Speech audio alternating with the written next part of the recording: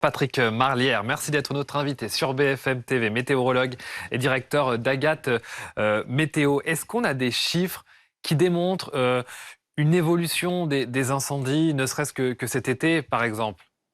Oui, on voit nettement, évidemment, l'évolution de ces incendies sur la France et beaucoup de régions ont été touchées. D'abord le sud-est, puis maintenant le sud-ouest et à vrai dire, peu de régions où la sécheresse est extrêmement présente depuis quelques mois maintenant. Eh bien, on reste sous la menace de ces incendies parce que la situation ne va pas s'améliorer au moins jusqu'à mercredi prochain. Donc, on est extrêmement vigilant et le suivi de ces feux de forêt est maintenant sur une très grande partie du territoire.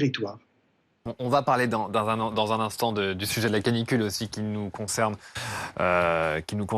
ici, mais pour rester juste sur ces incendies, là aussi il va falloir s'habituer à ce qu'ils aient de plus en plus d'ampleur, qu'ils soient de plus en plus fréquents et surtout de plus en plus importants.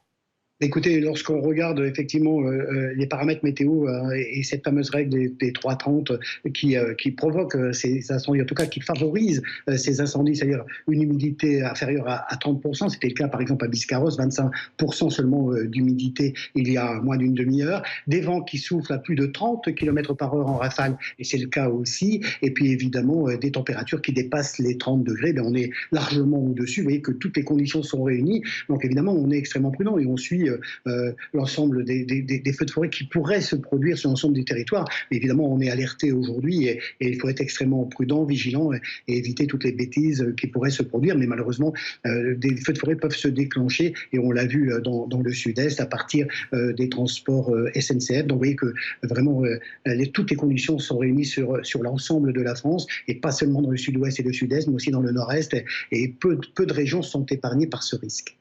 Oui, et même donc si on regarde les températures actuellement, cette vague caniculaire, elle n'est pas terminée, elle va même s'étendre sur le territoire. On va en parler dans un instant. Patrick Marlière, quand on voit cette situation inédite au Royaume-Uni, quand on voit ce qui se passe aussi actuellement dans les pays du Sud, au Portugal, en Espagne, là on est clairement dans une anomalie météo. Ben c'est clair, de toute façon, on a des vagues de canicule, on en a régulièrement sur la France, et en particulier dans le sud-ouest. On en a eu en 2018, 2019, 2020. Là, on a eu une petite accalmie en 2021, mais c'est reparti cette année, et de plus belle, puisque au mois de juin, on a eu déjà un épisode de canicule suivi d'orages extrêmement violents. Et puis là, depuis le début du mois de juillet, les températures sont très élevées, largement au-dessus des normales de saison. Et ce qui nous attend à partir de demain va être effectivement une anomalie complète, puisque ce dimanche, on va dépasser les 30 degrés sur de très nombreuses régions.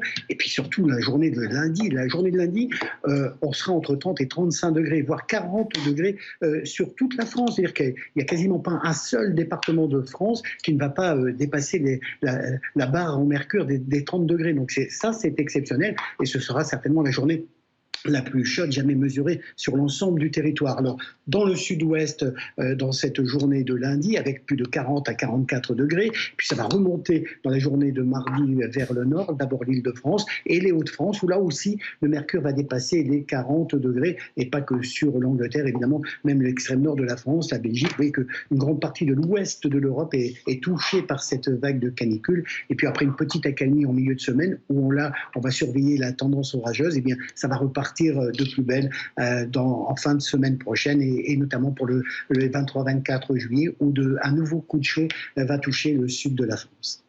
C'est qu'il y a un décalage du calendrier météorologique, c'est que les épisodes de canicule arrivent de plus en plus tôt, ou c'est juste que c'est le deuxième déjà de l'été et qu'il y en aura sûrement d'autres encore avant l'automne? Vous avez complètement résumé la situation. Effectivement, on en a eu au mois de juin. Les épisodes de canicule varient énormément. D'habitude, on en a au mois de juillet. En 2019, c'était le 25 juillet. En 2003, c'était début août, le 5 août. Et puis là on est entre le 1er et le 15 juillet où on connaît cette vague de chaleur extrêmement importante.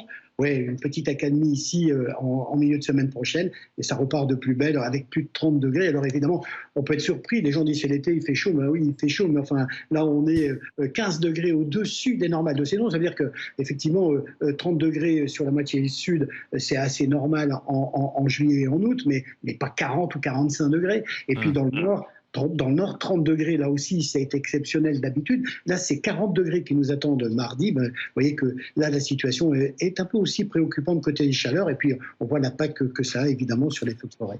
Évidemment. Merci beaucoup, Patrick Marlière, météorologue et directeur d'Agathe Météo, d'avoir été notre invité dans le Live Weekend sur BFM TV.